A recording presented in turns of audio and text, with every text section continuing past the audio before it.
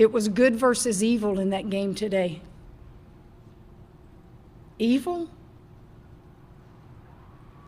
Called us dirty debutantes? Take your phone out right now and Google dirty debutantes and tell me what it says.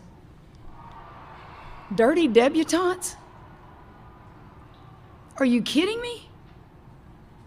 I'm not going to let you talk about 18 to 21-year-old kids in that tone. It was even sexist for this reporter to say UCLA was milk and cookies. Now, you women sit there and you keep your mouth shut if you want. I'm in the last third of my career, but I'm not going to let sexism continue.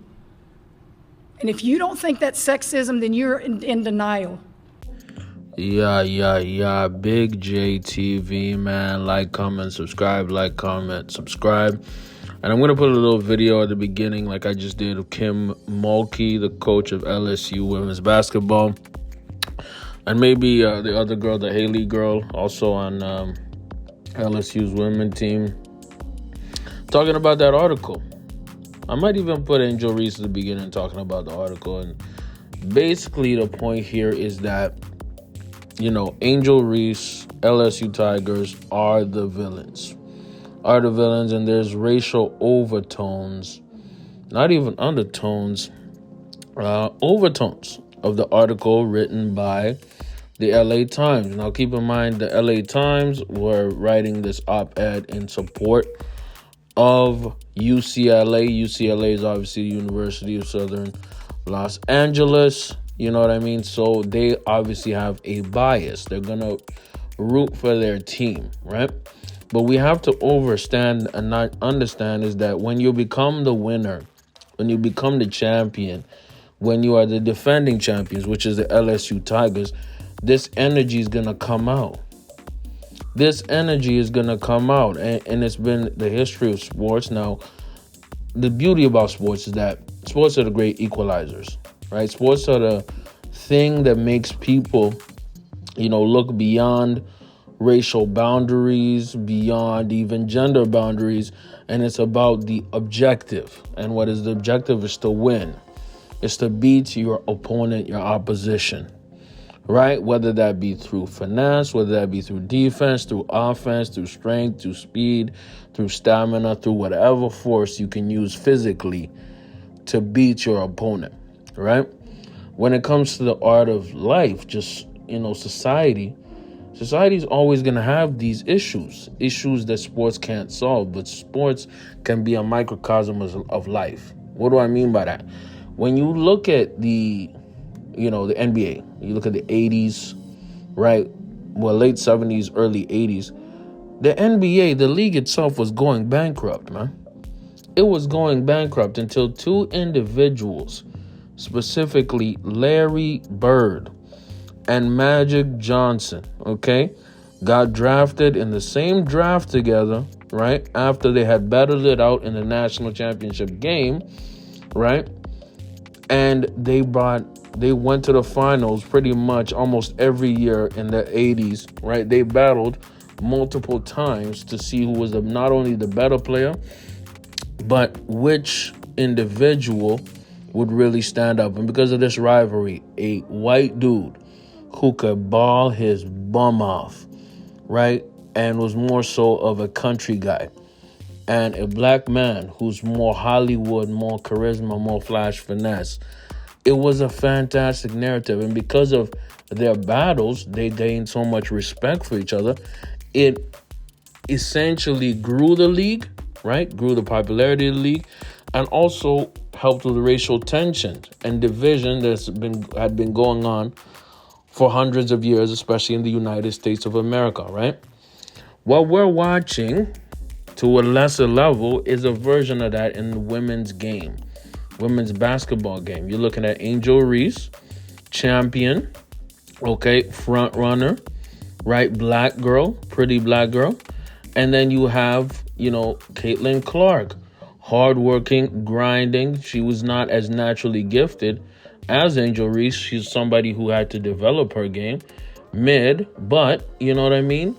Comes from humble beginnings as well. So you're seeing a narrative that's building up over time. So what do the journalists do? the journalists and people who are, writing the op-eds, because that was an opinion article. It was not something that was, an article that was 100% reporting. No, it was an opinion-based article. And what happened in that article is that the LA Times is going to support their team. They're going to root for UCLA. And when you look at, Angel Reese and the LSU Tigers, they are the champions. They're going to be hated on. They're going to be looked at as the villains. Does it get towards the racism aspect? Does it get to the sexism aspect with dirty debutantes? What is dirty debutantes? Dirty debutantes, for my Googles, is some kind of pornography series. Okay, now does it hit racial aspects? You could say that. You could say that easily because, you know what I mean? Dirty, black, N-word, all these things. And if you look at LSU's team, it's mostly majority black women, right? Iowa's team, to nobody surprised, is majority white. You know what I mean? So that dichotomy, these narratives are what make sports interesting and intriguing. Do I believe that the person who wrote that article was a racist, or that they're being racist towards LSU? No. It sounds like a passionate fan who had an opinion. And their opinion was that LSU Tigers and Angel Reese ain't it. And guess what? A lot of teams think that. Because when you are the king, or in this case, the queen, or the Bayou Barbie, that's what the haters are supposed to think. See, I didn't get a lot of haters on my YouTube channel when I had 50 subs. I didn't. That's not how it works. Now I have 1,000 some subs. Guess what? I'm getting hate all the time.